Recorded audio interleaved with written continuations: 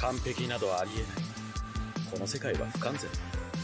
だから美しい。もうバカバカバカ。何？俺は海賊王になる。なんて美味しさなの。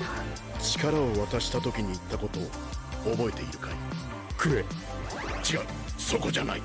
変態遅い。Hello and welcome to More Than Hentai, a podcast that is here to show you that anime is far more than just tentacles and catgirls. There's also countless stories of love, loss, laughs, hope, horror, and happiness that are just dying to be found. And I, Brendan White, the Salt and Pepper Senpai, I'm here to help you find them.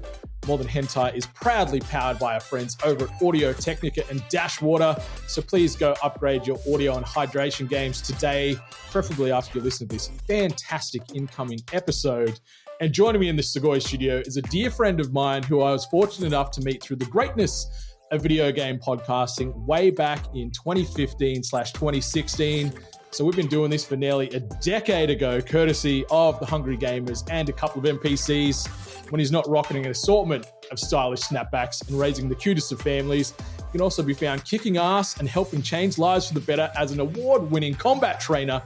From an anime standpoint, he cites Dragon Ball Z, Attack on Titan, Bleach, and Hajime no Ippo as some of his favorites. You can find him on them socials at AClayPT, which is ACLAYPT. Andrew Clayton, you bloody legend. Welcome to the show, baby. Oh, that takes me back. How you doing, man? It's good to be here. I'm doing great. It has been a long, long time between drinks with you on a microphone, so I'm glad I've managed to coax you out of retirement for this episode. So, dude, it's great to see you, great to hear from you, and yeah, thanks for coming on by. No, thanks for having me. It's a refreshing change of pace. I'll put it that way. My life gets pretty busy, yeah. You are eternally busy. Like, I see everything you're up to on the socials, and like the 5 minutes of sleep you probably get of an evening with everything else you got going on. So myself, the viewers and the listeners, thank you for taking some time out to talk anime with me here today. But yeah, let's go back. Let's dive into the A-Clay origin story. Let's talk about all the great things you're doing, all the great things you've done, and then we can sort of narrow that lens to an anime type of perspective. Okay. So yeah, let's hear about all the cool things that Andrew Clayton does or has done, or anything you want to share. Anyway, the floor is yours, man. Let's talk about it. So, as you said, me and a friend of mine used to do a video game podcast, a couple of NPCs, like 10 years ago. When you phrase it like that, it makes me sound old. I guess I am pretty old, but I feel old, man, so don't worry about it. Yeah, I feel that. But yeah, we used to do a podcast. We did that for a long time. That's where we met you and a whole bunch of other amazing people. And after that, I started doing personal training. I was at my other job and I was like, oh man, there's got to be something better than this. So I started doing personal training, and I've been doing that for just under 2.5 years now. And I balance that between another job, like a factory job, and I also do I've got kids now, and life is crazy. My girlfriend's also studying. She's at uni. So she's doing that. It's just an eternal juggling act. Yeah, and you two have like collectively 15 plates each in the air that you're trying to juggle and balance. Like, it is nuts the amount of stuff you two do, and it makes people like myself feel lazy when I'm like, oh, I'm too tired to do anything. When you work multiple jobs, raising kids, studying, living a happy family life, and everything else. Like, goddamn, like it's a hat tip. Like, neither of us has hats on right now. Yeah. I'm surprised that I don't see you in the trademark cap today. But I only wear, I used to wear hats all the time. I only wear the hat at the gym because it's part of the brand, which is why I used to do that with the podcast too. Okay. So I used to wear. Yeah, all right. Yeah. Even I've got a business card. Where is it? I think I've got a stash of business cards here somewhere where the logo is actually like, let me see. Yeah, the logo here is like. There you go. Yeah. So with the snapback, that's right. So it's part of the brand, really. But I just it's just uncomfortable to wear them all the time, and I get all sweaty and stuff. So I'm just like, can't be bothered. That's fair. Well, yeah, like that was, I think, my first interactions with you way back in 15, 16. You were the king of the snapback. Like, I don't think I ever saw you without a hat on back in those days. Yeah, I've still got a whole collection of them up there, like in this room over there. I was like, do I wear one today? And I'm like, nah, I don't really wear them that much anymore. So. And then I think one of the reasons I actually stopped, because I used to get like the hats to match the shirts. So I used to like coordinate. And you're always on brand, very thematically accurate every time. Yeah. You're a stylish dude. And it just got hard, and I'm just like, I just can't. I got older, and I'm like, I can't be bothered anymore. Like, for example, this shirt. This is Alex and Victoria actually went to Japan and got me this jumper. This is a My Hero Academia UA jumper. Yeah, the UA high one. It's so good. Yeah, it's pretty cool. I'm like, I don't ever had to match that. I can't be bothered. Whatever. So, but yeah. It's just lots of work, lots of family time, and then obviously trying to juggle gaming and anime in between all that, which is it's a mission in itself. Thank God for Crunchyroll on my phone, let me tell you. Oh, dude, the joys of technology these days, the fact that you've got an almost endless catalog at your fingertips on smartphone, on web browser, on television, on iPad, etc., etc. Like, we are in peak technology accessibility era, it feels It's like, because amazing. if you want it, you can find it and you can consume it wherever you are, and it's the best. Yeah, it's pretty good. And now my girlfriend has logged onto my Crunchyroll account on her phone because I just got her onto Solo Leveling. So yes, good call. Good call. That show is so good. Oh my Lord. It's fantastic. So you've watched all of the first season on Crunchy? Yeah, it took me about 5 days, and I binged it. I smashed every opportunity I had. I was watching it, and then when I finished it, I was like, I need to read more. I need to know what's going on. So I'm about almost 100 chapters into the manhwa, because it's not manga. It's because Korean. It's manhwa. So I think the anime ends at chapter 45, I want to say, and I'm like close to 100. So I've got like season 2 covered pretty much.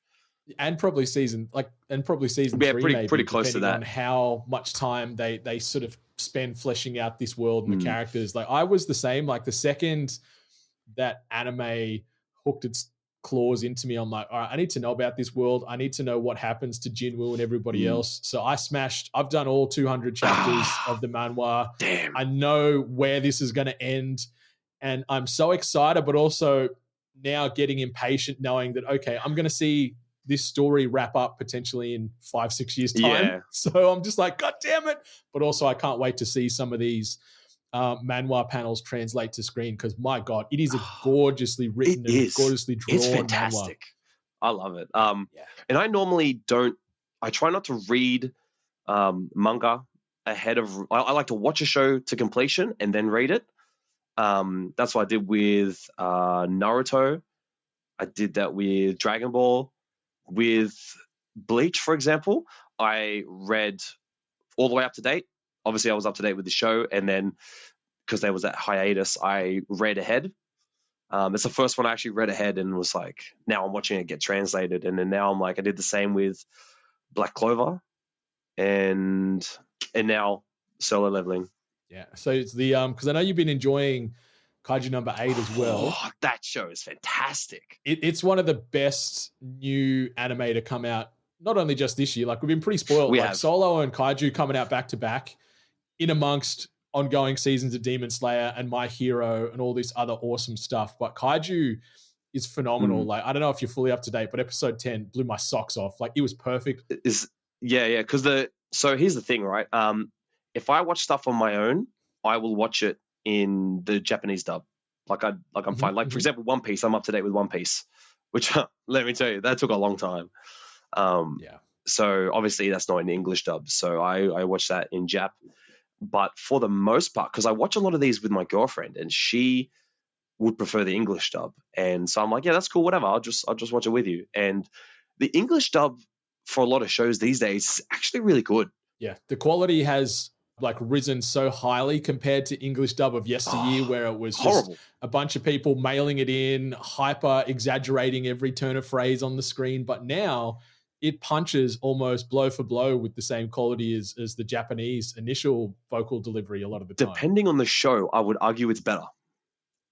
Yeah, true. So that's for example, I've only watched Kaiju in English because that show drops the English dub in the same day. Yeah, the simul drop is awesome. So rare. But also, I don't know if you've seen online, the dub for episodes 11 and 12 are going to be delayed by like 3 weeks. So we have to pivot from the dub to the sub for the final 2 episodes. At that point, I have to wait 10 days. I haven't even started Demon Slayer, so I've got to wait.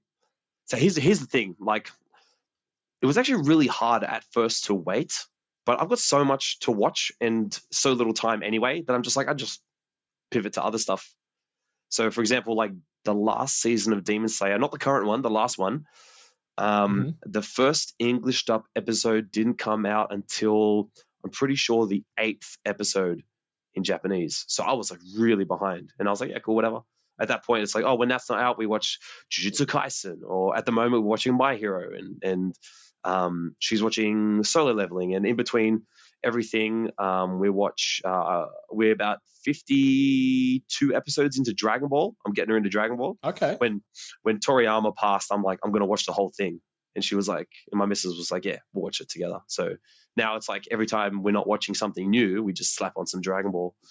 And it never ends. Like, we are never going to not have something to watch, not have something to consume, whether it be a new season of some of the greats like we've been talking about now, or new IP that is constantly coming out every season. There's some good stuff, could potentially be worth your time. Yeah, we're eating well as anime fans these days, because the quality coming out of all the mainline studios is just consistently top tier. Amazing. Like you said, whether you're a sub or a dub hunter, like, it is great irrespective.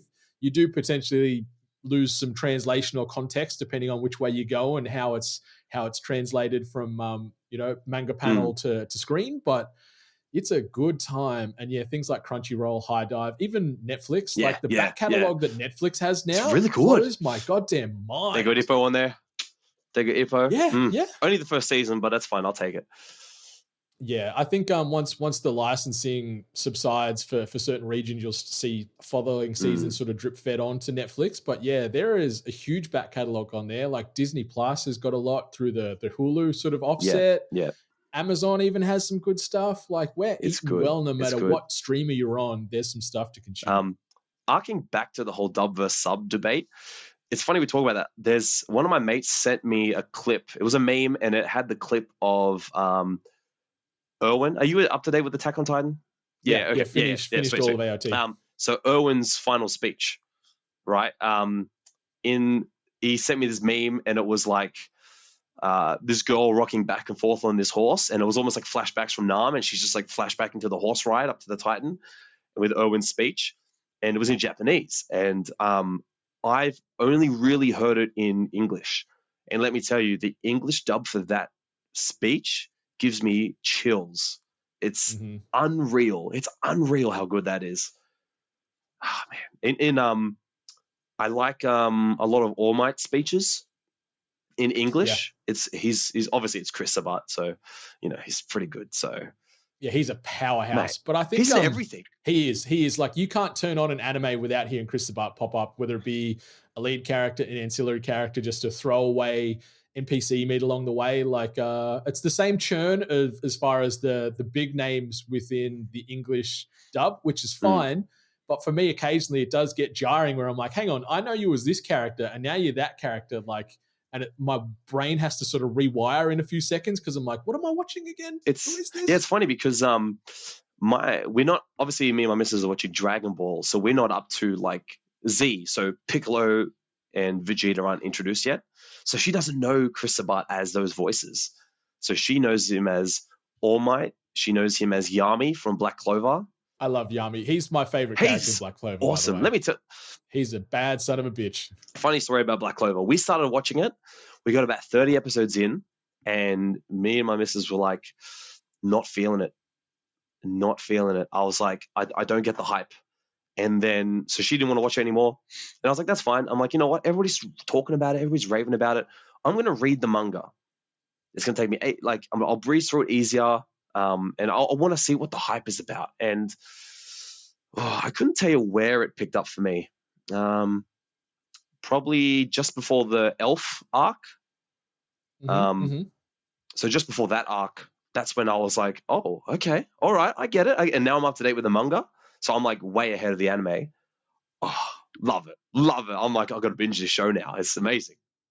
It didn't land with me on my first pass as well. I gave it a look because, friend of both of ourselves, Mr. Benny McJanet is a Black Clover tragic. But one of my biggest things that grinds my gears with anime is the loud, hyper-aggressive protagonist with that like screechy voice all the time, like where he's just always not angry, but always just unnecessarily emotive. And it's always some like a real angry, powerful, jarring voice. Yeah. And yeah, Mr. Asta in Black Clover did that for me at first, but then I gave it another crack and I'm like, okay, I love this world. Love me the Black Bulls. Love what's happening here.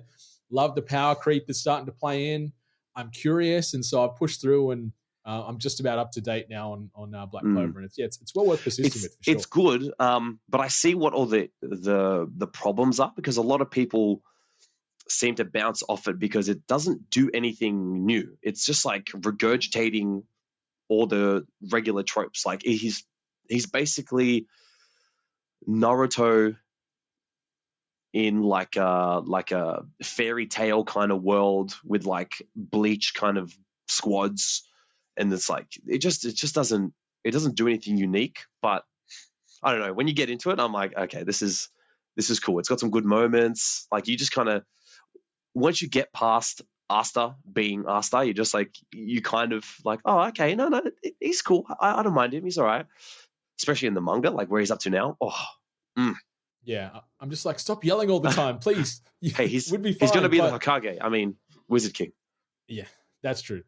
But like, that's it. I think that's just for all the mainline shonen that do well, they all follow those same beats. They always have that same type of archetype with your protagonist and the struggles and the power creep. And yeah, it's just ripping that out and plugging it into different worlds, different universes. Like with My Hero, we've got Deku, who's a little bit of a softer protagonist, but they're going through those same struggles and trying to be the very best. And no one ever was. Tropes that are, yeah, exactly. Like it's a story that's universal and stands the test of time. So I understand why they copy paste it to a degree.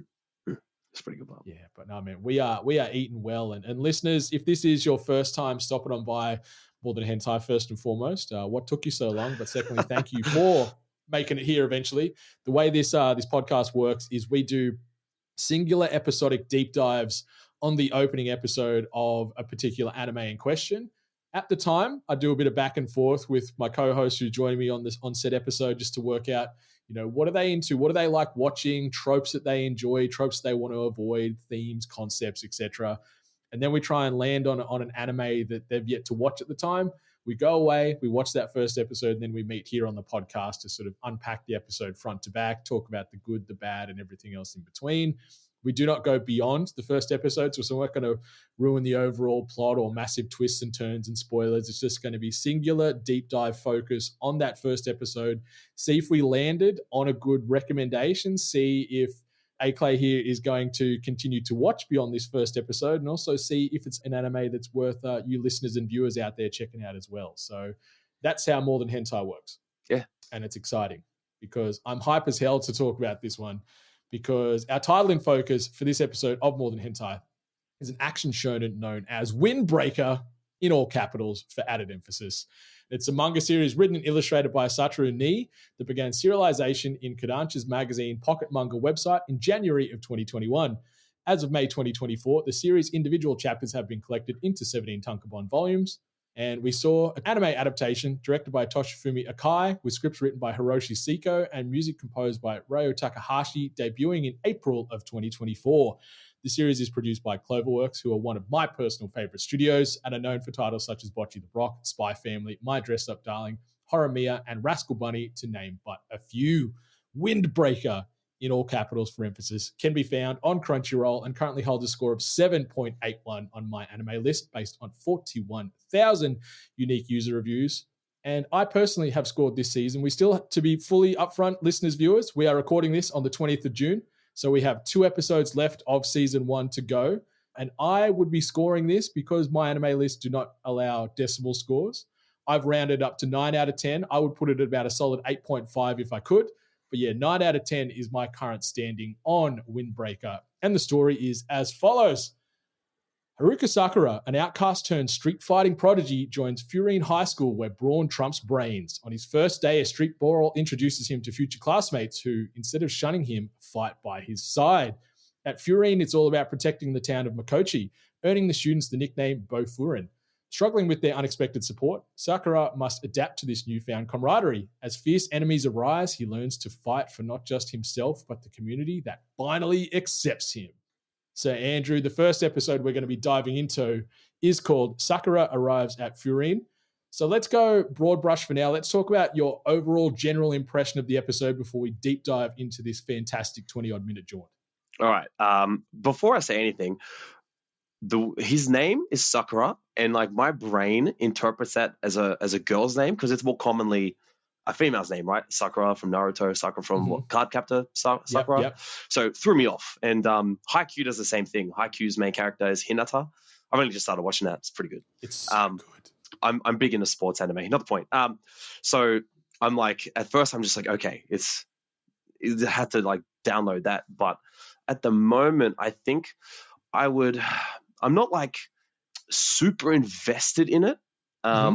I do want to watch more because it is kind of up my alley. I like all these like fight anime, and it's a bit more grounded. It's a bit less like hyper anime, like super crazy martial arts, you know.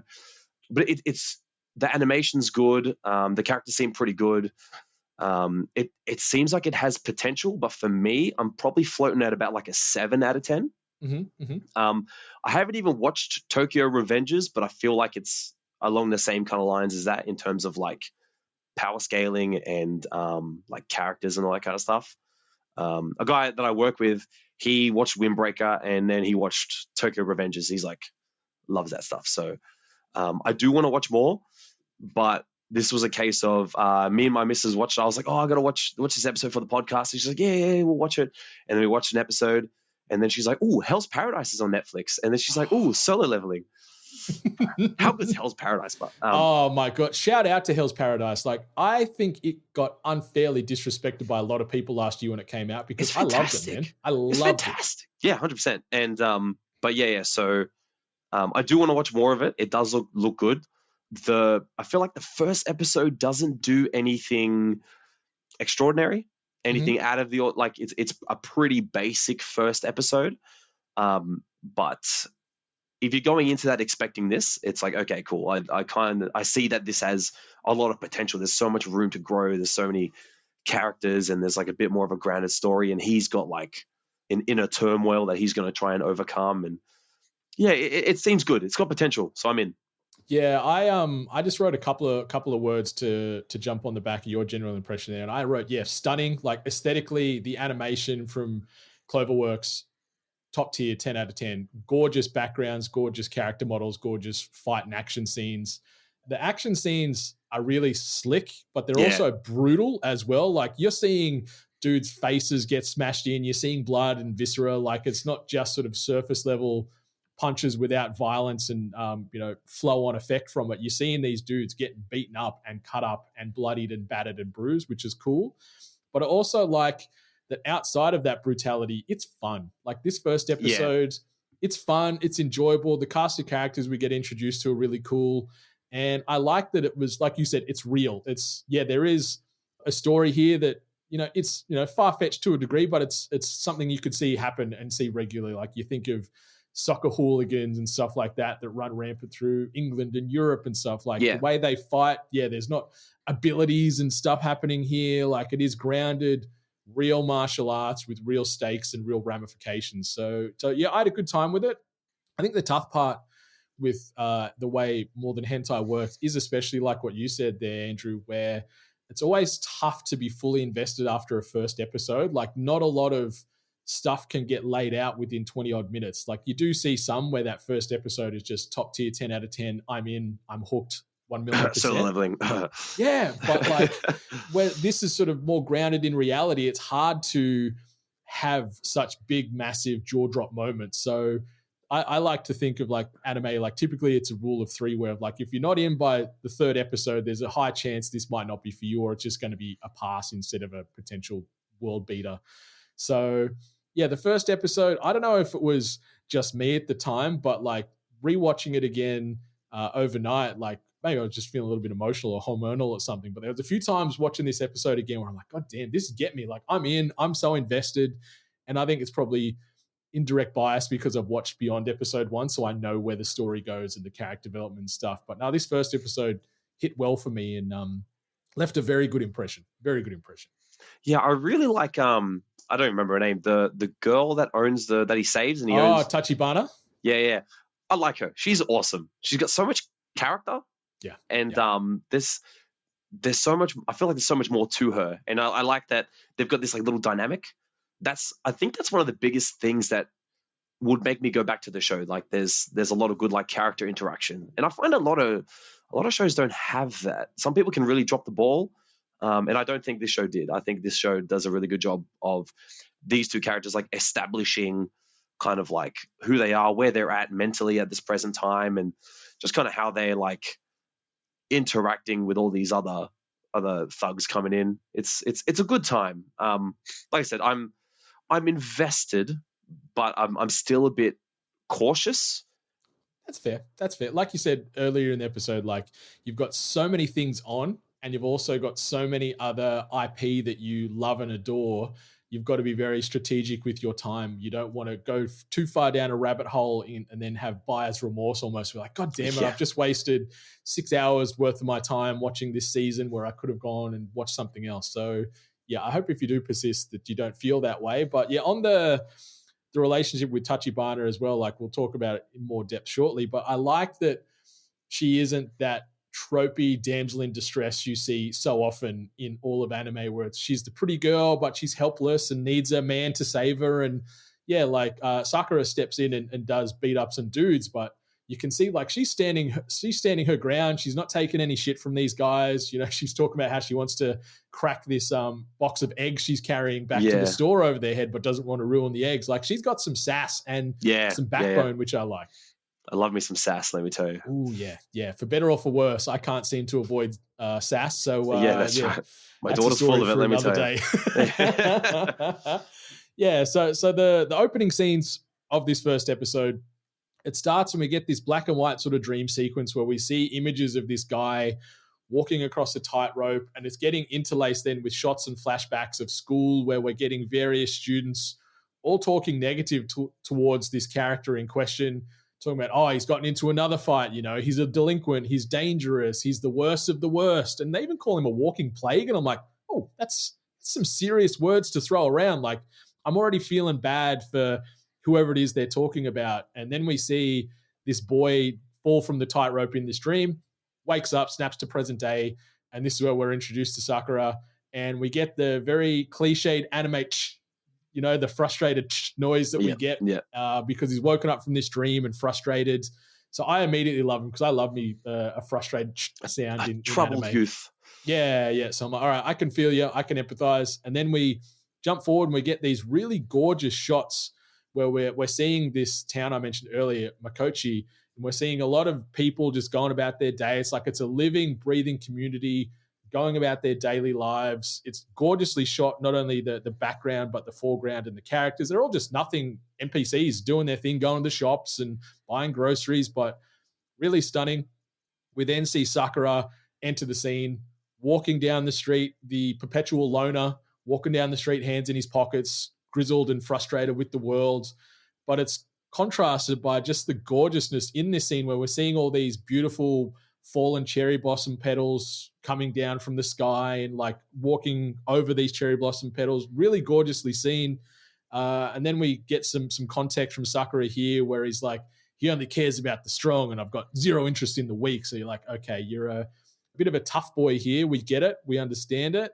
And this is where we're introduced to Tachibana. She is getting accosted by this group of punks. But I like that, we see immediately she's feisty and she's giving as good as she gets. The leader then grabs her on the arm as she attempts to go back to her storefront. And that's when Sakura appears. And then we hear this really, really funky rock track start to kick in. And we get a look at Sakura here. And the character designs that are done by Taishi Kawakami, fantastic. Love them. Love the Sakura design because, he's got this two-tone hair, different colored eyes. And from what I was reading about, like the basis of that character design is actually very cat-like. It was very inspired by a cat as far as he's a bit rangy and limbless and the way he moves and jumps around, very cat-like. So he's got a really cool first impression here. I'm like, this guy just looks like very unlike most generic dark-haired, blue-eyed protagonists we see in 99% of anime. But he ends up toweling up these 5 dudes like with ease, just boom, boom, boom, they're gone. Tachibana is shocked as hell, but also surprised. And she gets a monologue here going about from Sakura, where he's like, I'm only here. I've got no interest in the weak. I only want the strong to seek me out. I'm going to be the very best. I'm going to kick everybody's ass, and I'm going to be top of the class at Furine. We get the opening then start to cut in. Gorgeously animated, the opening, and we're getting this really fun and frenetic track titled Zetai Raido by Notori. Really good bop, and the artwork and the animation style in the opening really complements the track. We get introduced to a ton of characters, all with unique and distinctive looks and vibes. Every trope you've ever seen in anime That's is in how this the main club. characters are. They're like, okay, these guys have cool haircuts. There we go. Yeah, but it's a really good hype setter. Like, this is all done in the first 5 minutes. Seeing the intro to Sakura, seeing him kick the crap out of these 5 dudes without breaking a sweat, seeing that, he is the strong eternal loner that just wants to fight his way to the top. And then this opener that's just a bop had me hyped. What were you feeling after these first 5 minutes? So here's where I'm at with the main character. I feel like he taps into... I find he seems heavily inspired by Naruto.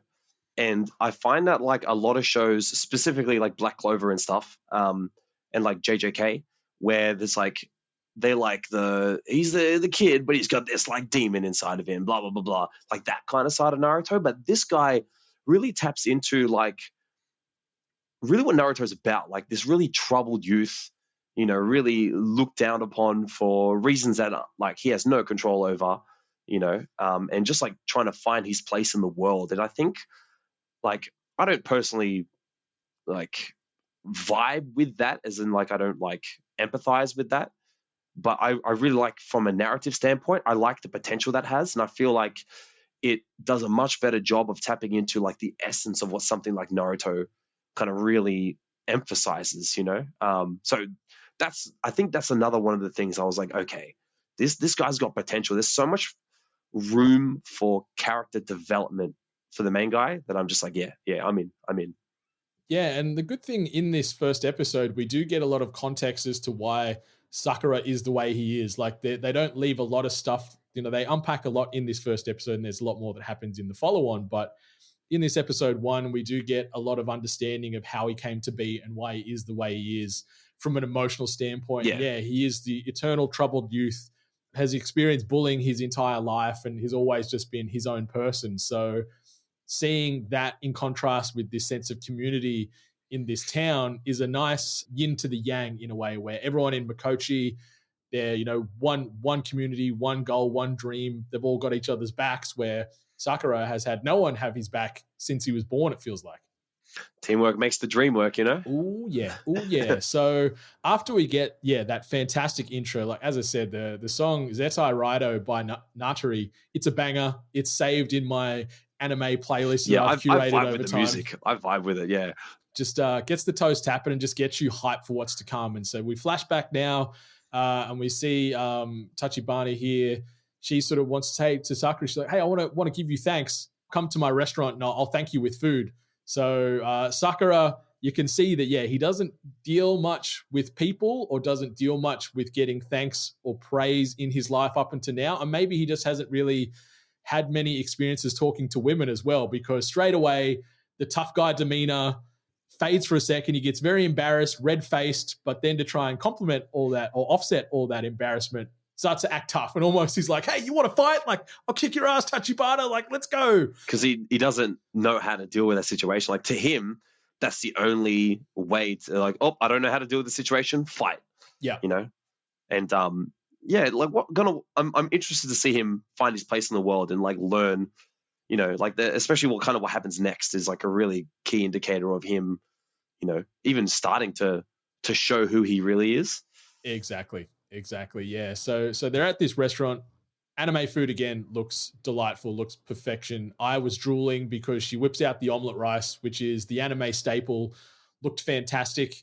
And he starts hoofing in, loving it, gets his words jumbled up because he's like, hey, can you order takeoff from this place? And she's like, I think you mean takeout, idiot. Like, what are you talking about? So clearly, again, just socially awkward, doesn't know how to be in these moments, in contrast to most of society.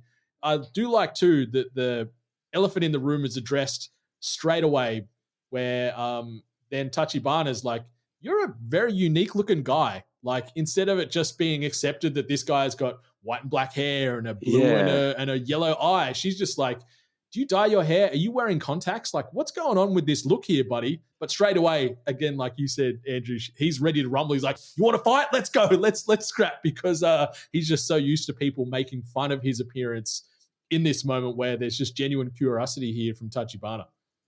Yeah, no, it's really good because I feel like some shows just kind of, the characters just accept certain things for what they are, and yeah, I think this comes back to like this show being quite grounded.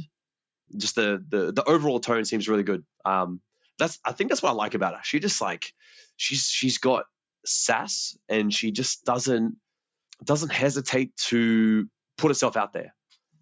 Yeah, and I also appreciate too that the primary female, the first female I've met in this series, they've steered away from the tropey gorgeous high school girl. Like, this girl is a woman, she's running a business, she's operating she's a cafe. a good looking woman, you know what I'm saying? And that's what I mean. Like, she's gorgeous, and the character model and just the vibe, like she's got this long earring and the bob cut, and like she's got a cool vibe. They don't hypersexualize her at all. Like, she's not there with just the breast hanging out there for no reason. Like, she's dressed more moderately, I guess you could say. Appropriately, yeah, that's the perfect word. Yeah, so Sakura challenges to a fight after Tachibana starts saying, hey, why do you look this way? But then we get more context as to why Sakura is here, and we find out that the main reason that he's came to Furine is that even though the school is ranked the lowest of the low, it's full of the strongest fighters and is a refuge for failures, and Sakura intends to take this top spot. So I think not only one, he can relate to being seen as the lowest of the low and a failure and isolated and not a good guy in society, but he wants to, attend this school to ascend to the top of the food chain at Furine High School. So I'm like, okay, there's the stakes. There's the plot moving forward. We know the what ambition the goal is here. Yeah. To be the Hokage of the school. Oh yeah. And we get more back and forth fun here between Sakura and Tachibana. And yet again, Sakura constantly blushing, getting uncomfortable because he just doesn't know how to be around this girl and around this society that is, this town where he's like, this town is full of weirdos. Like, I never How dare you accept me? Yeah, like, I never get accepted anywhere. I'm not made to feel welcome no matter where I go. So what the hell is happening? But the scene ends where we've got Tachibana telling Sakura to forget about taking top spot, as it's never going to happen, as fighting skills alone aren't enough to help you become king of the school.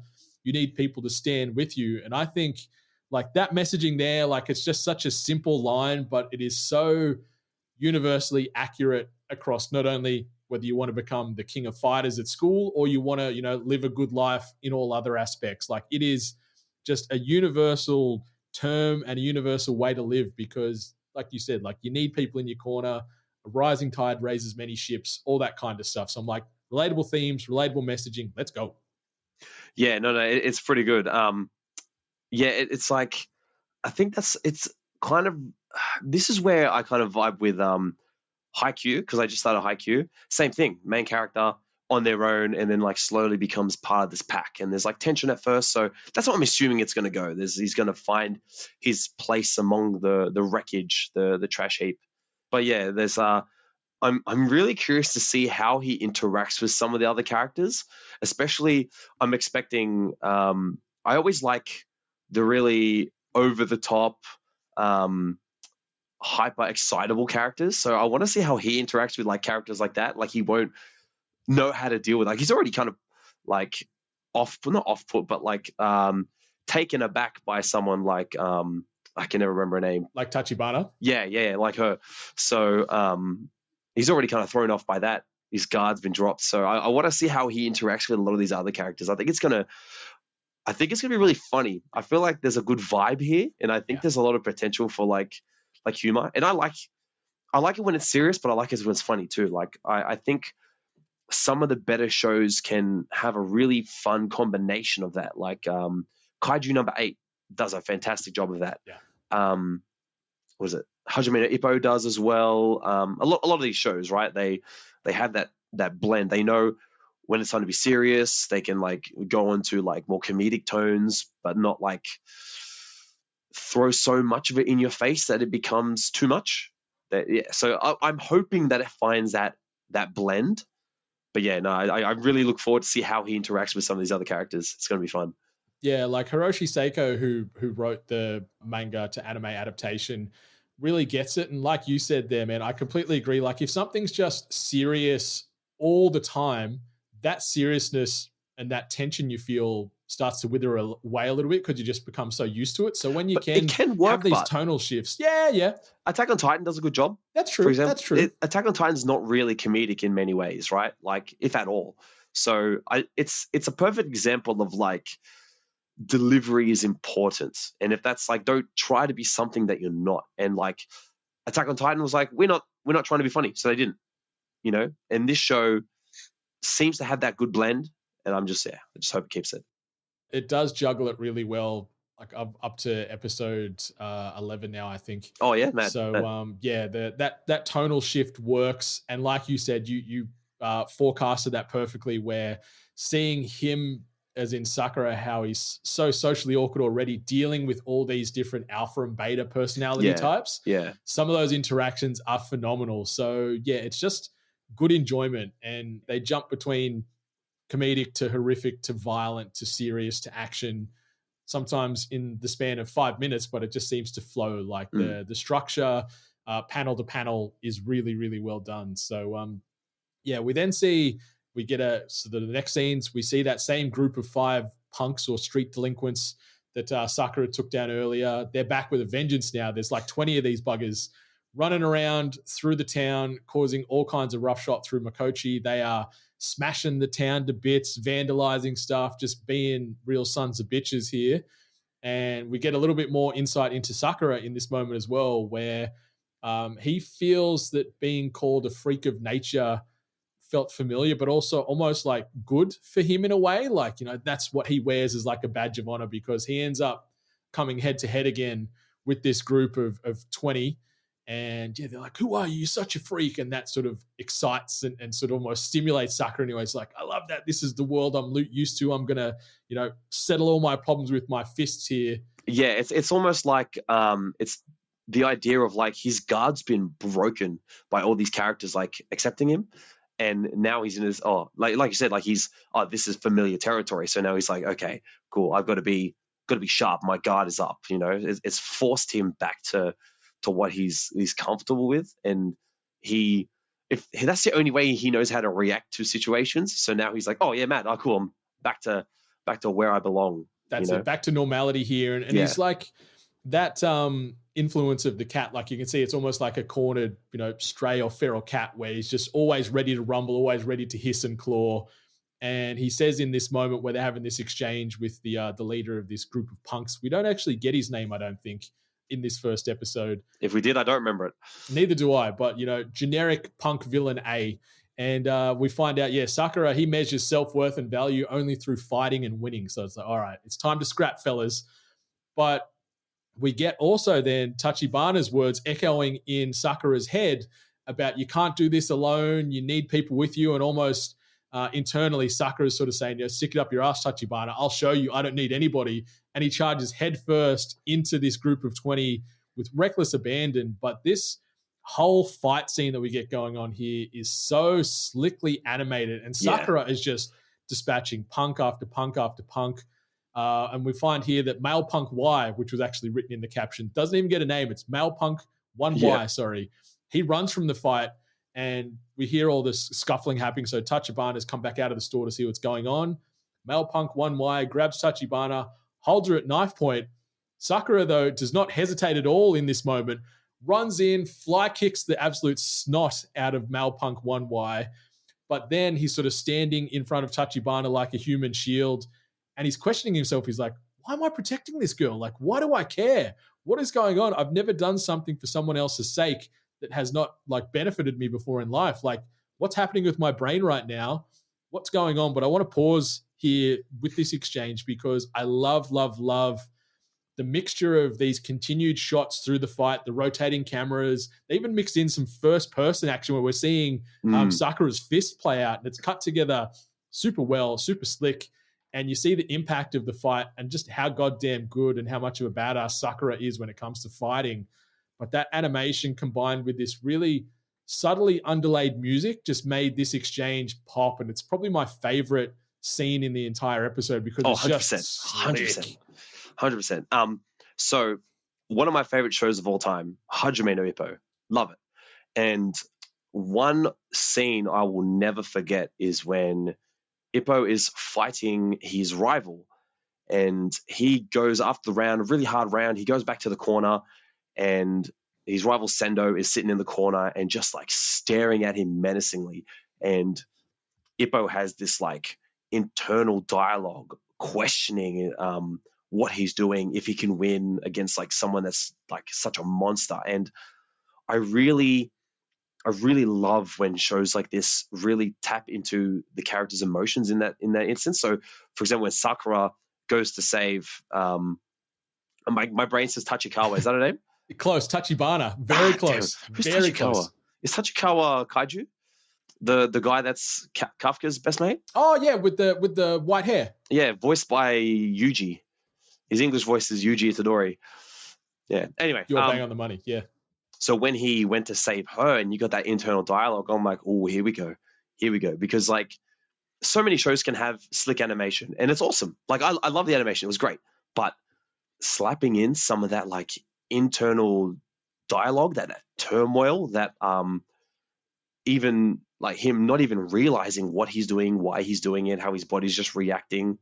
It's like he's in the heat of the moment discovering who he is and who it's almost like he's subconsciously trying to be. I love that stuff. I eat that all day. Love it.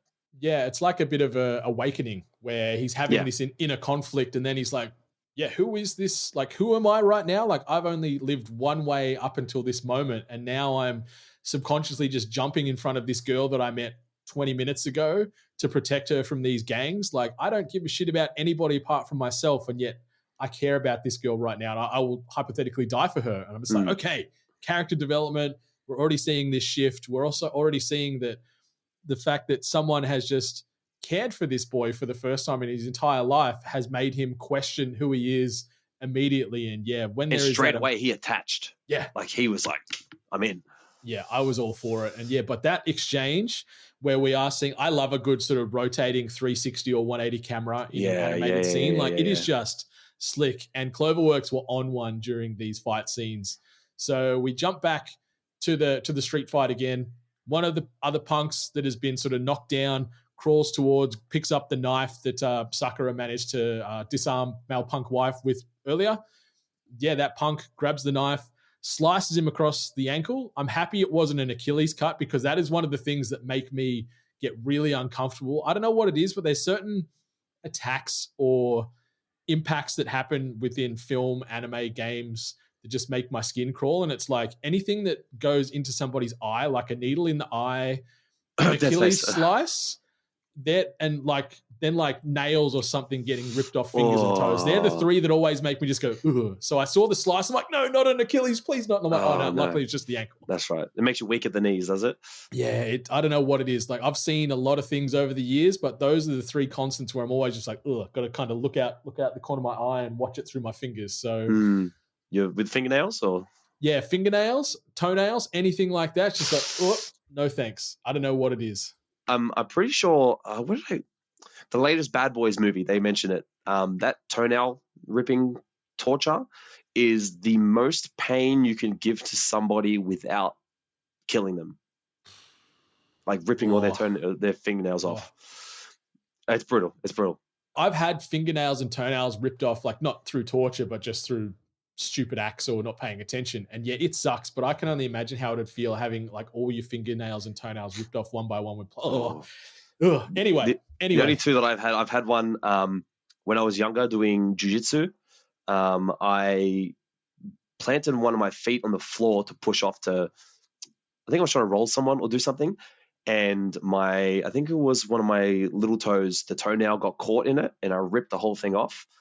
So no, it's not fun.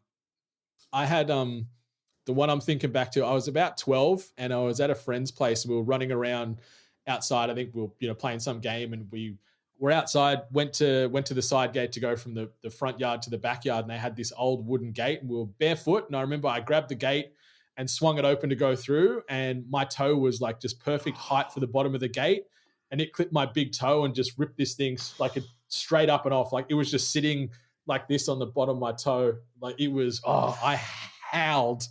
Yeah, I bet. Did you call a tow truck? Yeah, sadly, small country town, not many tow trucks around. That's so right. My mum just had to she ended up like ripping it off because it's no good to my toe now. Yeah, so that made me howl again, and then just wrapped it up and went away with one big toenail for a while. That's rough. Yeah. But luckily, Sakura didn't lose any fingernails, toenails, or had his Achilles sliced. Just got surface level scratch across the ankle there. But he realizes then in these moments that he's sort of probably bit off more than he can chew, because he's standing guard in front of Tachibana, realizing that, hey, I can't fight all these guys and keep this girl safe at the same time. Like, what have I done? And we see this moment here where we get this silhouette of a baseball bat coming down on Tachibana, and he closes his eyes in this moment, sort of just accepts that this is the end for him. He's going to just take this baseball bat, and God knows what happens there. But then we're introduced to another character in this moment. We're introduced to Hiragi, who steps in last minute, face to face with Sakura, and just absorbs this baseball bat shot to the back, completely no-sells it, like takes this steel bat to the back, ain't no thing but a chicken wing to Hiragi here, just takes it, thanks Sakura for doing what he can to keep things going up till this moment, elbows the Punk into oblivion, just one shot, just dusha, Punk goes flying. We get this really, really funky guitar riff that then kicks in this moment. Mm-hmm. We're introduced to three more characters from Furin High School. We've got Matsumoto, who's like this mohawk-wearing dude. We've got Kaiji, who's sucking on a lollipop wearing headphones. And then we've got Yanagata, who has got the generic sort of buzz cut sort of vibe. They all roll in. They're like, oh, man, we were told there was 100 guys here. Like, there's no point in us being here. Two of us could take all these punks type of thing. And I'm just like, okay, we can see that these Furin guys, they mean business. Like, these are some bad sons of bitches. And then Sakura then just proceeds to watch on in shock as these four boys just kick the shit out of these 20-odd punks with ease. And then we get these really cool moments where all the townspeople are starting to come out, like open up their front doors or their windows, and they're cheering from the rooftops, like, yeah, kick their ass, like, get it going. And we get some context here as this scene plays out where Tachibana is explaining that up until 2 years ago, this town was overrun with gangs and crime and bad shit. Like, it wasn't a safe place to be. People were just downtrodden, not living their best life, until the students of Furin High School stepped up, cleaning up the town and protecting its people. And they put a sign on the edge of the town that says, anyone past this point who causes pain, who brings destruction, who holds evil in their heart will be purged without exception. And in a sign of respect, the townspeople called them Bofurin, which means the windbreaker. So you're like, goddamn, the speech that Hiragi gives regarding, anyone brings destruction, et cetera, that you're going to be purged, that combined with the context of the situation, I don't know what it was, man, but I got so hyped and so emotional. I'm like, I want to join Furin. I want to run through walls with these guys. Like, is it because the uniform is cool? Is that why? It is a cool looking uniform. It is cool. Too. It is cool. But everything about these dudes it oozes cool. Yeah, characters, it does. The uniform, they're just a bunch of bad SOBs, and I'm all for it. I vibe with the guy with the mohawk. I feel like those characters I really gravitate towards. I got two things about that scene. One, I always think of the Family Guy meme whenever like they say the name of the show in the show, or like the first episode, they're like, and then we call them Windbreaker, and I'm just like, but also it throws me off, right, that they call them Windbreaker, but not the windbreakers, like a plural, because there's heaps of them. Yeah. Like it really throws, like I like, or like the Windbreaker gang or something, like Windbreaker as a singular name for a multitude of people. It just, my brain implodes at the thought of it. It's accurate, very accurate. Yeah, like they're not windbreakers, the windbreakers. Like, I guess Bofurin maybe in the Japanese tongue translates to like that's plural, like it can be singular and plural maybe. And just with the English translation, it just gets lost. I don't know. Us filthy peasants over here. Yeah, us uncultured white boy swine. But that's right. Yeah, but it's a really cool scene that plays out there where, Sakura is on his last legs, giving up, accepting whatever's to come with that baseball bat. And then, Haragi and the boys just roll in, towel up everybody. But it made me feel like I was watching scenes in like Street Fighter where you see the crowd in the background of the game, like cheering on the fight and stuff. Yeah. Because you've just got like Johnny and Jimmy from, room 2B up the road, pop their head out of the window and they're like, yeah, get them boys. And there's people in the rafters and people on the ground, like, and all the shop owners, like they've all come together to back, Furine or back the Bofurine here, the windbreaker, because they're doing what they can to keep the town safe. I'm like, yes, I love this. This is a community I want to live in. I want to be part of this gang. But also, like, I also really like the phrasing that they use on that section there, like purged without exception. Like it's so immediate and it's so aggressive. Yeah. But like I think it really doubles down on the tone of the show's, like, some of the themes, and I'm like, oh, okay, all right, they mean business. I'm down. Yeah, it's like this is their code. There is no gray. It is black and white. You're either in or you are out. You're getting purged. Like if you're here to cause trouble, whether it be big, small, or in between, you are going to be done. You are going to get the snot kicked out of you, and you are going to get kicked out of this town because, we only want good people here. This is our community. This is our tribe, and we fight to the death for everybody within. So I'm like, I love that it's just rubber stamped. This is it. Respect these rules. Otherwise, you're going to feel the pain. It's almost like anti-hero vibes, right? Like it's not like goody two shoes, like we won't accept it, but you're gonna have to be like ushered out, blah blah blah. It's like no. You do the wrong thing, you're getting clapped. Like it's game over. Yeah. And I love me a good anti-hero. It is the best type of hero for me, like, because like it makes them more relatable. Like they're not clean cut, perfect citizens. Like they've got their warts and their black marks and have potential, rough upbringings, like, but they're there to ultimately try and do the right thing and keep the people of this town safe and sound. So I'm like, you know what, Makochi, I respect everybody that's in here, and I especially respect Bofurine because we get some more context here where, they were once seen as the lowest of the low, but Sakura is sort of inner monologuing this situation playing out as he's seeing these people just get embraced as heroes in the community. Like all the townspeople come out after the fight's over and they're like, yeah, thank you so much. Well done. Like you kicked that guy's ass, like high fives and smiles and thumbs up. Like it's all good times.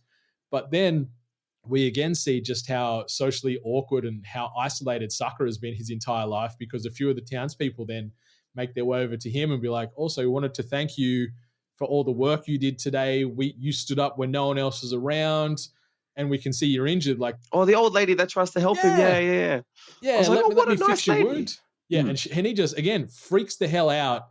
Clearly feels very undeserving of all the praise and the positive words that are getting thrown his way. And he puts on that front again where he's like, I don't need anybody. Get away from me. Like, leave me alone, you bunch of idiots. But again, Tachibana, she calls bullshit on this. And she's like, you know what? I saw all these kind things you did today. You helped me and saved my life twice. You alerted the old man in my store earlier that he forgot his gift for his grandson. Like, you didn't need to do these things, fella. You're telling lies. And it again started to hit me in the feels there, because we can see Sakura starting to buy into this town, buy into its people, buy into Bofurine. But then he starts running, and I'm like, holy shit, is he running away? Like, is he getting the hell out of Dodge from all this attention and positivity? Like overwhelmed almost, yeah. Yeah, but I was wrong, because he wasn't actually running away. He was running towards that initial first punk instigator who has somehow got back to his feet and is about ready to cause more drama. And Sakura does this giant leaping hero moment kick right to the face of this dude, and everybody, the townspeople, the members of Bofurine, they're like, whoa, like, who is this son of a bitch? Like, that was impressive. Then we get some more narration here from Tachibana just before the credits cut, where she goes, a boy, the lowest of the low, hated by all, worth nothing but his fists. This is how he became the hero of our town. Cut to credits. I'm like, holy shit. I mean, that line then at the end, let's get it. It was a really good way to round out the episode. You know what I mean? Like, it just kind of shows, it gives you a vision of, okay, he gets to this point. So we know now, we know what the final. Well, we kind of know what the end game is, or something of that sort. So now it's like, oh, okay, so he does make it, but like, how does he make it? What? How does the road look to get to that point? You know, it kind of reminds me, My Hero, early episodes of My Hero. It's like same thing, rounds out like, this is how I became the number one hero, right? But we don't know unless you read the manga. But like, we don't know that point, and I think it was probably the perfect way to round out that episode. And like, I think about it, and I'm like, this episode, as a first, like a pilot episode, really well crafted.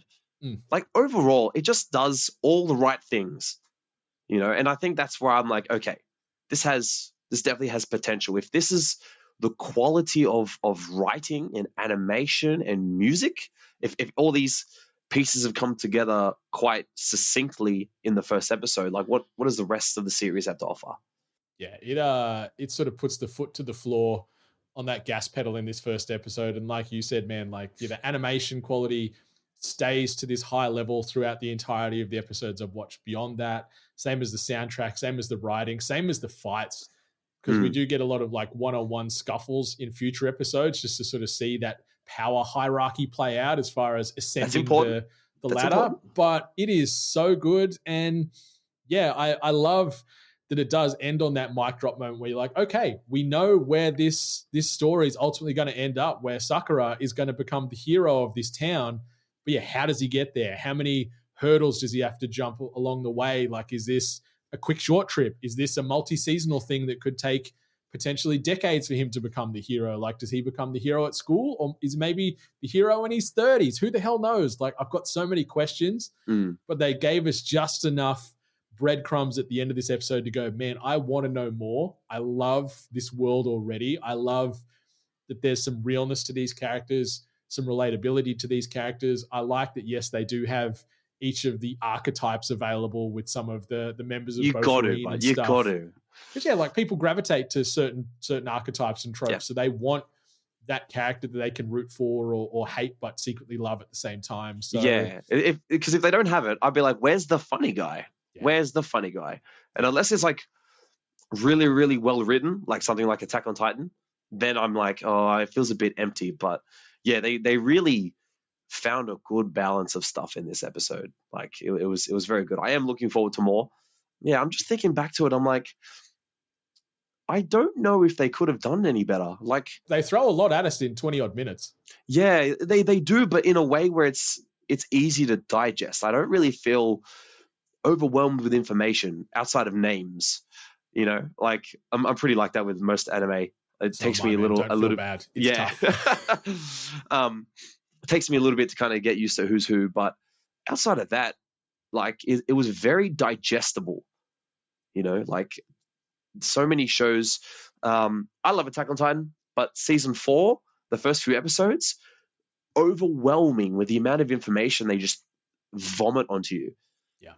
So, yeah, I really respect how they delivered all the necessary bits and pieces. There was just enough to keep you interested, just enough to let you know who the characters are, some motivations, know that there's something deeper that we'll explore later, and then introduce a few more characters. Like, everything was kind of really well crafted, and I'm all for it. I agree. Like the term like popcorn movie. I don't know if there's a term like popcorn anime, but that's what it felt like this, where you can just sit along, you eat your popcorn, you're going to be entertained, you're going to enjoy what they throw out on the screen, you're going to care for some of the characters. Will it win an Oscar? Probably not, but you're not going to walk away from watching going, shit, I've wasted my time. Like, you walk away from it going, no, that was fun. I enjoyed what happened to you. And that's what it feels like to me. 100%. Like, so even though I love my shonen anime, one of my other favorite types of anime is sports anime. Love sports anime. Blue Lock, my God. Kuroko no Basket, obviously Haikyuu that I'm watching now.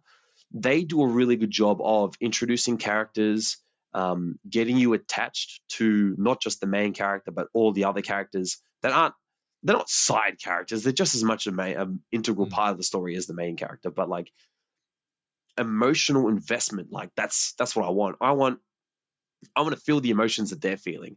I want to like get to the end, and when the main character like tears up because something happens, I want to feel that too. You know, I just that to me shows a high quality of writing, because I find a good story isn't just about what happens. It's about the characters and how they deal with everything that's happening, how they interact with each other, and the emotions that they portray to the viewer or the reader or whatever. So I can feel myself getting invested, but I'm not invested yet. Okay. Emotionally, I mean.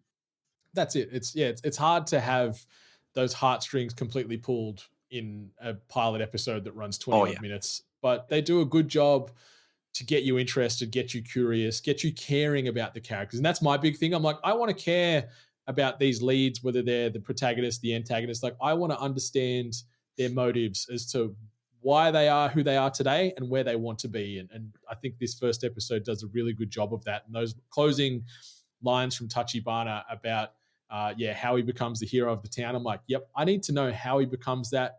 Who is he at the end of this story? And, who are the bodies that he has to fight his way through to get there? Like, got so many questions. I want to see this power hierarchy play out. And I want to see a whole host of crazy, larger than life, caricaturish villains that he's going to fight on his way through there. Because you can see with some of the character models, like Sakura, he's got a very unique look and vibe to him.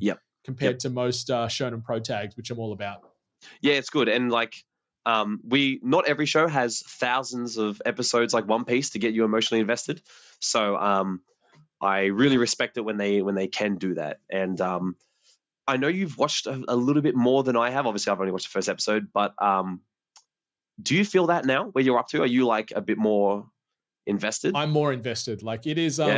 I watch a lot of anime, and I'll watch a lot of anime from front to back. Like, my stupid brain won't let me put a lot of anime down, even if it is crap and I'm not enjoying it. A lot of the time, if I see, it's only 12 episodes, I'll push through to the end to see if it gets better and it redeems itself. But Windbreaker, as far as new anime that's come out in 2024 so far, it's definitely in my top 10. Ooh, okay. All right. Yep. Okay, I'm sold. See, I'm quite the opposite. Like I said before, my time is quite limited. So if I'm not invested by, like, sometimes even the second episode, if I don't feel it, first, second episode, I'm just like, nah. And then only if I hear good things about it, or maybe I see something on TikTok or something, then I'll be like, oh, maybe I should revisit it. Like, for example, Black Clover. I pushed through with Black Clover because I heard everybody talking about it. Benny loves it. So I was like, okay, I think I really need to give it a chance. So I did. I did it in manga form because I'm much easier on my time. But I'm not at that point with this show. I'm at that point where I'm like, okay, first episode was good. I would watch more. That's a pretty big deal for me. So well, that's good. That means it's a thumbs up recommendation right now. You're not out on it. No. Will you hopefully find some time in the coming weeks to dig further into the world of Windbreaker, in all caps for emphasis? Yeah, all the episodes are titled that way too. Yeah. Windbreaker. Windbreaker for dramatic emphasis. I would like to. The plan was, I was thinking of watching more by the time we did the podcast, but then the new episode of Kaiju dropped, the new My Hero dropped, and then my missus was like, I started Hell's Paradise, and I'm like, oh, well, you should check out Solo Leveling, and I was like, I'll watch the first few episodes with you.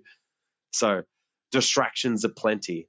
Good distractions though, like all 4 of those IP you mentioned, I adore. So yeah, they're pretty good. You're a family of impeccable taste. Yeah, that's right. Question about the manga of Windbreaker. Is it ongoing? It is ongoing. Yeah. Okay. Yeah. Okay, so I haven't read a lick of the manga so far, but it apparently, like, it reviews well. It's won a lot of awards over the years. Ooh. It came like the manga only started in 2021. Funnily enough, the manga started like 2 months before NPCs ended, because your last episode of NPCs was like March of 2021. And this began in January of 2021. So it's been cranking for 3 years. We've got 17 tankobon volumes available at the moment, but yeah, it's still ongoing. Oh, wow. Okay, cool. I might have to suss it out. We'll see. Yeah, I do like reading manga, but I am more of an anime first. Because then I can, like, if I've watched it, I can translate voices and sound effects and stuff to the manga. I think that's why I like it. That's my adjustment too, man. Like, I've started to really dive into manga this year, and what are you reading? Everything. like I did, from the manhwa side, like Solo Leveling, reading Chainsaw Man, like reading all the big heavy hitters, Chainsaw Man, JJK. I don't rate Chainsaw Man, hey. That latest chapter, holy guacamole. I hear the manga's amazing. I haven't read it. I've only watched the anime, but I'm like not super into it, hey. It didn't hit the same. I think the hard part, especially for Chainsaw and JJK for me, is they are works of art on the screen. Like the animation from Mappa for both of those, million chef's kisses. I feel like JJK is questionable at times. But I don't know if you've read any of the manga. Like the animation in the manga for both of those is nowhere near something like you think of like a One Punch Man or a Berserk or something, where it is perfection on a panel, where you see JJK and Chainsaw Man and there's just so much like black and white noise and aggressive line work everywhere. But then you see it in anime form, you're like, man, this is gorgeous. But I agree, like some of the, what would you say, like the more reserved, minimalistic scenes that you see in JJK as far as the lack of detailing, that is ripped straight from the manga, because it is very simplistic at times and very busy. Oh, okay. I can appreciate that, I guess. But yeah, I don't know. Chainsaw Man, I watched it. I wasn't super into it, but I was like, everybody's talking about it, so I like kind of persist. That's the one occasion where I'm like, I'll persist. I feel like Chainsaw Man is written by like a 12-year-old virgin in their basement. Like, good Lord. And man, the like avoiding spoilers, but the chapter that dropped last week that I read, it feels very much like that too. Like, I'm not going to explain the story, but I think it's the first time I've actually seen cum or semen drawn in a manga panel in my entire life. So there's like that in them. Like, whoa, okay, this is going somewhere. And like you said, it feels like a little horny teenager in a mum's basement writing this, because some of the things that get talked about, I'm like, it's cringy, but I guess it is typical horny young boy, and that's what Denji is. So it's on like, brand. I don't mind stuff like sexualized stuff happening. I mean, early Dragon Ball is quite like that. Not excessively. And things like Berserk have like some really dark adult themes. So I don't mind that stuff, but it's got to fit the world for me. Like, I don't mind a bit ecchi sprinkled in there, but it's got to fit the world and the characters and the story. Like, if you're just showing some titties or an awkward situation just for the sake of it, it's like, I know why you're doing this, but when it adds to the story and the world and the character and the progression or the tone, like you said, like Berserk is dark, heavy, mature, written content. So it makes sense why there's sex scenes and nudity and stuff, where if you're just throwing it in for a cheap pop, like I'm like, you don't need to do that. Like, I'll chuckle sometimes, but sometimes I'm like, yeah. And like I said, I watch a lot of this stuff with my partner, and she can get quite uncomfortable with some of these themes, which I completely understand. And when you watch something like we can deal with it in Dragon Ball, because you're just like, at first she was like, and now she's just like, okay, all right, everybody's a bit pervy. Even Bulma's a little bit pervy when a cute guy comes on the screen. But then we watched Chainsaw Man, and she was quite uncomfortable a lot of the time.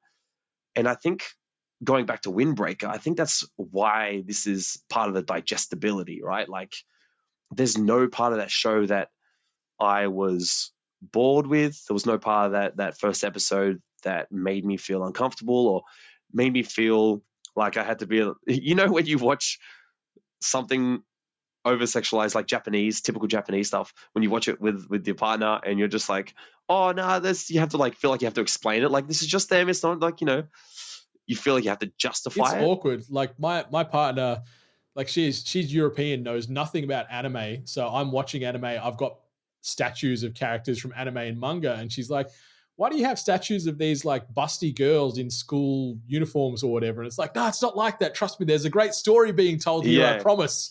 And they're just like, yeah, whatever. You guys are so crazy. Yeah. So I always appreciate it when a show can introduce mainly female characters in that regard. Like, I'm a big fan of strong female characters. I always harpen back to the Family Guy thing with Cleveland. He's like, you're saying you don't find power sexy? It's true though. It's true. Like powerful women, love it. Like Urza from Fairy Tail. Oof. Mikasa from I was about to name drop Mikasa because I know you're a big AOT fan, and like powerful women are fantastic. They don't all need to be helpless sex objects just to move a plot forward for the sake of it. Like, and that's why I think in this first episode, especially, like, Tachibana is probably my favorite character introduced in this first episode because she's a tough, strong woman. She's who don't need no man. Yeah, she don't need no man. She was ready to fight those 5 punks at the start of the episode. Like, she wasn't there going, "Oh, help me, sir, someone, please." Like, she's tough and she's smart and she's well spoken and she cares. And yeah, she's definitely my favorite character in episode 1. Yeah, and I think it just goes to show that storytelling, not just in anime but in general, has kind of come a long way. Like you said, the whole damsel in distress kind of thing is so old-fashioned and it doesn't need to be done. Even though Sakura was there protecting her and saved her twice in that episode, she was never really quote-unquote helpless. You know what I mean? We don't know. Maybe she's got some hidden talents we don't know about. She would have smoked them. We don't know. But she never showed weakness.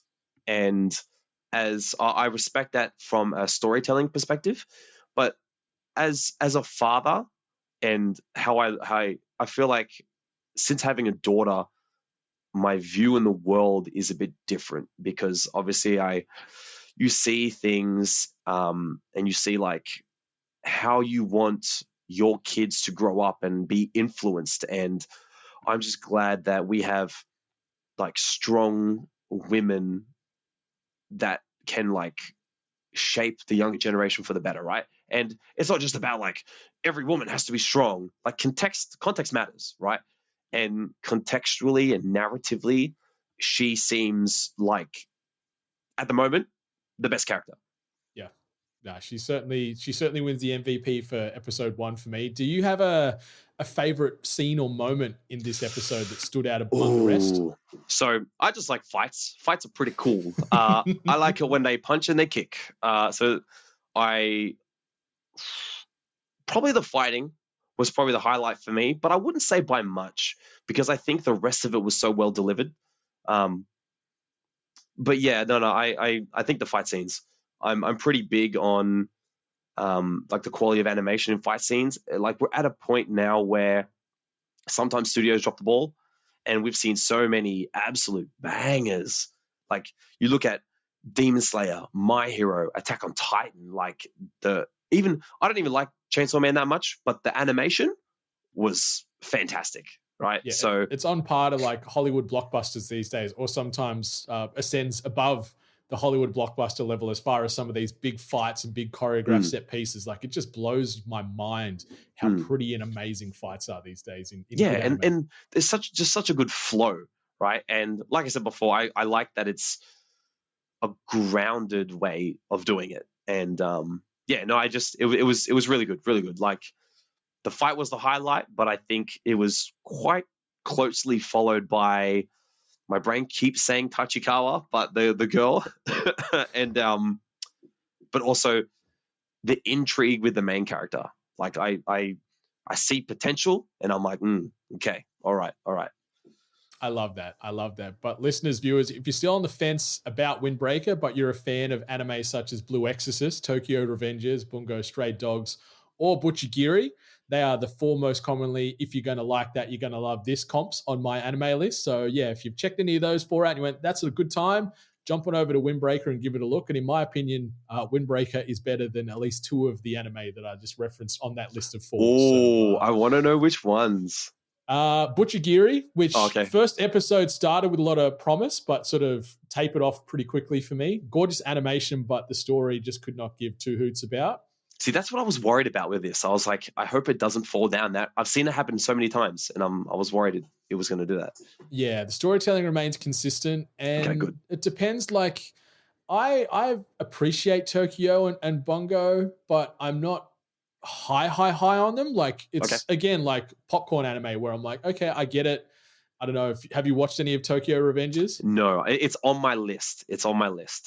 Yeah, but something they do with that anime or that IP is a bit unique in contrast to the other 4 I mentioned. And I'm not going to say anything because it is a pretty big spoiler, but that adds a nice wrinkle, but that wrinkle gets a little boring for me after time. So after time? Is that what you're referencing? I'm not referencing anything in particular. I don't know what you're talking about. But let's jump into the last word presented by our friends over at Japan Crate. Experience Japan through snacks and knickknacks via monthly package drops, courtesy of japancrate.com. And while you're there, be sure to use code 8bit15 at checkout to get yourself 15% off your order and free shipping to anywhere on planet Earth. Andrew, what is your last word, your last words, your last thoughts on Windbreaker in all caps? Solid 7 out of 10. A lot of potential. Very well-rounded, well-put-together first episode, and I am very excited to see where it's going. I like that. I think that's a very positive outlook to have on Windbreaker. So listeners, viewers, give it a peek and let us know what you think. I would have dropped it otherwise. I'd be like, nah, see ya, don't have time for this. Okay, because you are a busy man. We've confirmed that throughout this episode. You've got a lot going on. So I appreciate you finding some time to not only record today, but also find some future time to keep peaking Windbreaker because it's fun. It's a good time. It's well worth the cost of admission. Yeah, sweet. Sounds good. But dude, thank you so much for dusting off the microphone after over 3 years to jump back on here with me and riff anime. It's been a goddamn great time. And hopefully the bug has bitten you enough to jump back in and do something like this regularly. I know you don't have the time, but it'd be great to do. Let me tell you, I think about it all the time. I more than once I've messaged Alex and been like, how could we revive the podcast? You know, I just don't know if I have the time right now. I would love to. I do enjoy, gas bagging about all the good stuff, like all gaming and anime. I feel like I don't get to talk about anime a lot. There's like a few people in my life that I talk to about, but like even Alex doesn't watch that much anime in comparison. He's read all of Solo Leveling and he hasn't watched it. That's crazy. I'm like, bruh. But yeah, no, I would love to do something like this more. It's hard. It's hard. It's a hard knocks life, you know. Life is busy and life can be difficult in a lot of positive ways. Don't get me wrong, but just trying to find the time to manage everything and do it at a standard and a level that you're happy with as well. At the end of the day, is the difficult part. Like we can half-ass things in life sometimes, but I'm all about full ass. You don't want to half-ass, full ass always. That's right. It's the best way to be. Exactly. But yeah, dude, thank you so much for stopping on by. You can find Andrew at aclaypt on them socials. You can find me at More Than Senpai. If you want to check out the holistic experience of More Than Hentai, you can do so over at morethanhentai.life. That is a safe URL to search. You don't have to worry about anything suspect popping up on the work network or on the browser. So morethanhentai.life, completely safe, completely child-friendly, and you can get your hands on some fantastic merchandise over there. And you can join the Sugoi Squad from the low price of $1 per month to get you exclusive access to perks, content, and giveaways you cannot find anywhere else. But be sure to rate, review, subscribe this podcast in all its great audio forms. But if you're watching us on TikTok or YouTube, be sure to hit that like and drop some comments on there as well, because those likes and comments help the algorithm, keeps us relevant, keeps us tracking, and keeps those emotional lights on in podcast content creator hearts like myself. So please do that. But dude, thanks again for stopping on by. It has been an absolute blast having you here riffing with me. So hopefully we can do it again very soon, pending your very busy schedule. Yeah, I mean, if there's anything else you want me to suss out and you don't have a guest, hit me up and I can let you know what I've got going on, and I'll do my best. I'll do my best. Yeah. It's like, because you messaged me before, you're like, is this time still good? Or maybe we could do XYZ day. And I'm like, no, today's the only day. This is it. This is all I got. That's it. I'll just see where you do have these little finite pockets of time that you can slot stuff in, and we'll make things happen, I'm sure. Yeah. No, sounds good. Sign me up. Awesome. Well, listeners, whether your anime be subbed, dubbed, or still yet to come, enjoy yourself, stay hungry, and much love to all the gorgeous waifus out there. On behalf of Andrew and myself, goodbye.